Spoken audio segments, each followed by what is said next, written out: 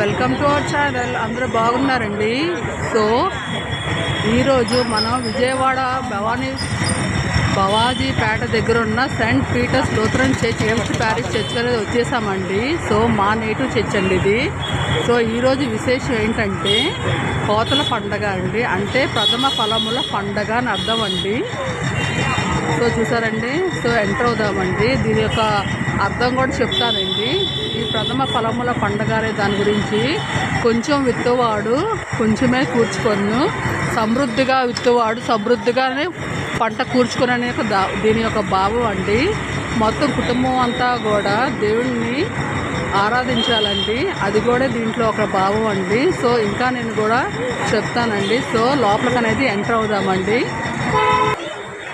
So ఈ కోతల పండగ అనేది శ్రమల దినాలు స్టార్ట్ అయ్యే ముందు ఆదివారం వస్తుందండి.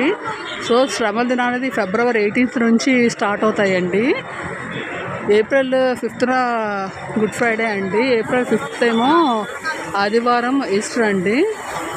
సో అందుకనే దేవుడు సమృద్ధిగా పంటని కూర్చుకోమన్నారు కాబట్టి, సో దాని యొక్క అర్థం అండి కోతల పండగ అనేది. బాగా ఎండగా ఉందండి షూట్ చేస్తుంటే. సో ఇక్కడ చూసారా టెంట్లు వేసారండి. సో మధ్యాహ్నం భోజనాలు కూడా ఉన్నాయండి.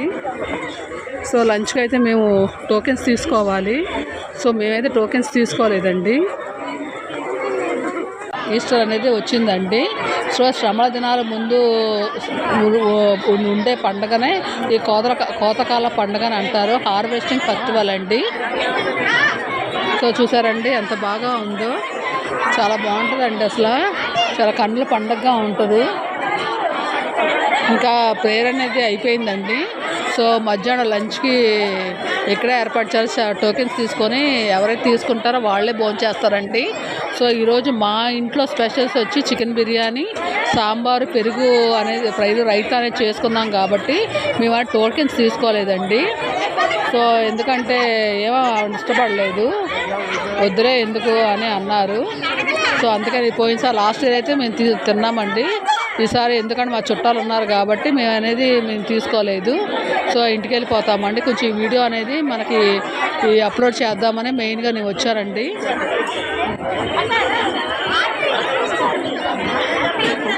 ఈరోజు ప్రథమ ఫలముల పండుగ గురించి వ్లాగ్ అయితే తీశాను.